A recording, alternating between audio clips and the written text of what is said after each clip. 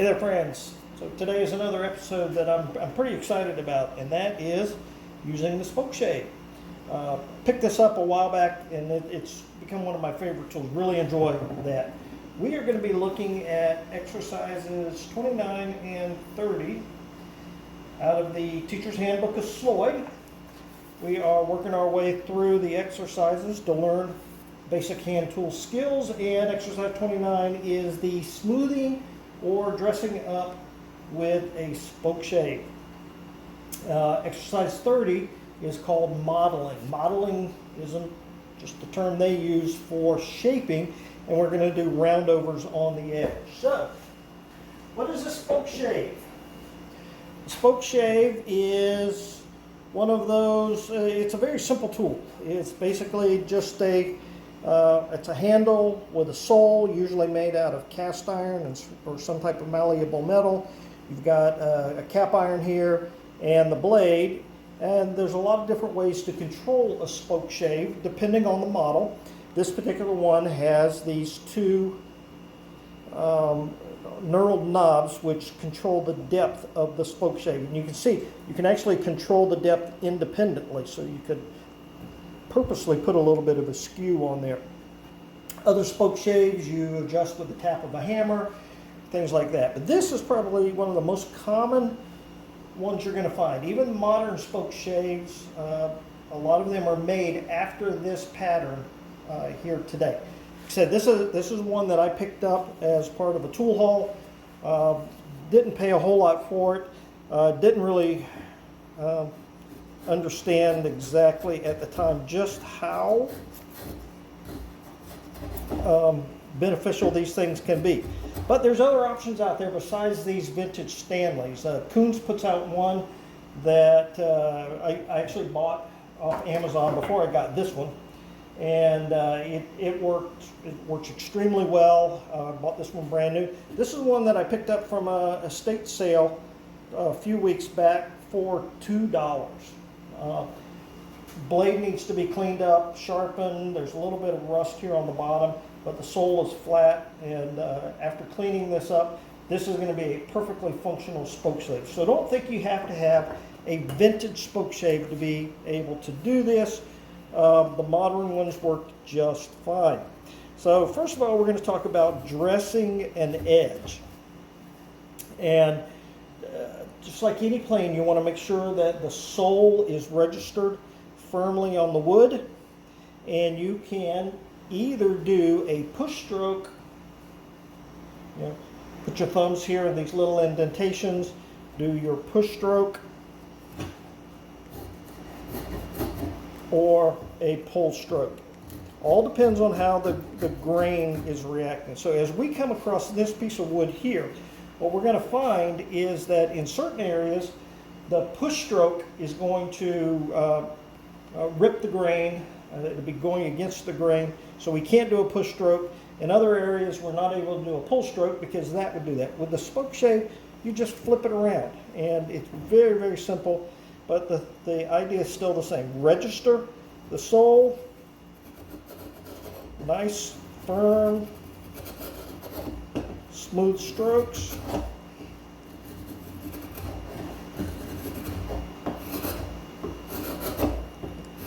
So you can see right here, the pull stroke is actually the better one. Once we get up here though, the grain is going to be reversing on us, and we can get into push strokes at that time. So just be sure you read the grain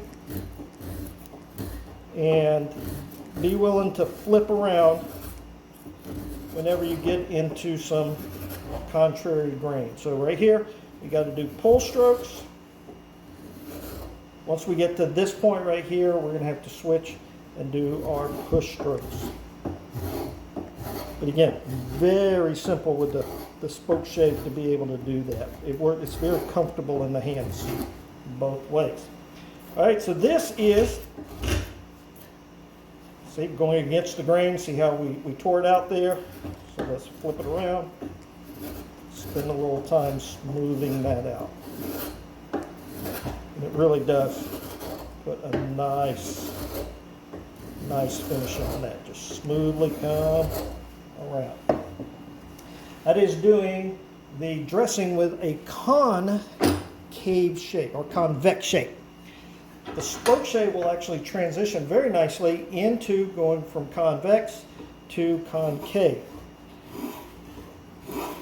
Now, some people will say that using the round bottom Spokeshave is better for concave surfaces, and I'm not going to disagree with them there, but I don't own a round bottom Spokeshave, so the motto is always use what you have, and many different ways to do things in woodworking. But as long as your curve is not too aggressive, the flat bottom Spokeshave is going to work just fine. All right. I've also heard people say that it's much more difficult to learn to engage with the round bottom. I don't know that to be true because I've never used the round bottom Spokeshave, but that information comes from woodworkers such as Paul Sellers and James Wright, who I found them to be very knowledgeable and accurate in what they're saying. So, convex to concave, be able to make some very nice transitions there. Okay, this is actually the board that I use for both the turning saw, cutting curves with the turning saw and cutting curves with the chisel. But if you remember, when we did the chisel, the curve, the concave curve was very aggressive, and that was actually too aggressive for the Spokeshave. Okay, be willing to flip your work around, get it in the vise. Okay, you see here in this particular curve, this is where it's too sharp of a curve for us really to get in there. Okay, so that's a little bit too much for it, but we can get everything else up to that point. Okay, last thing I want to show you is you can actually adjust this camera a little bit. You can actually use it to do roundovers here.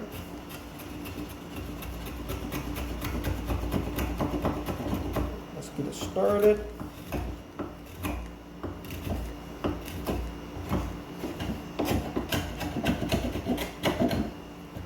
Very versatile tool. Just a lot you can do with it.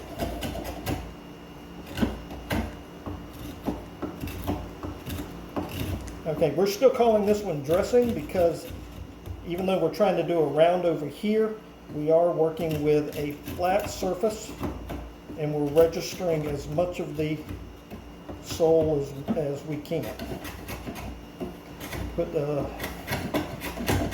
Notice I'm doing some skew oblique cuts here, and that's working just fine. Come in here and just continue to work that. All right, the last thing that I want to show you is, it's called modeling, or Salomon calls it modeling. And all that really is putting a round over in the wood, or some kind of shape. Dressing, we want to keep this as flat as we can, whereas with modeling, we're going to put either some kind of bevel or round over on this edge. All right. And this is where I think the Spokeshave does remarkably well, because you can come in, work one side, and then do the other side until you start getting that round over. Now, one of the tricks that Paul Sellers uses is he will, remember early in the video I said you can actually skew the blade a little bit, so you can take a deeper cut on one side and a fine cut on the other. He will come in and take a deep cut and then have the other side of the iron set to be a much lighter cut. All right, so in this case, what he gets is a rapid removal of wood, and then can just easily transition to more of a smoothing cut.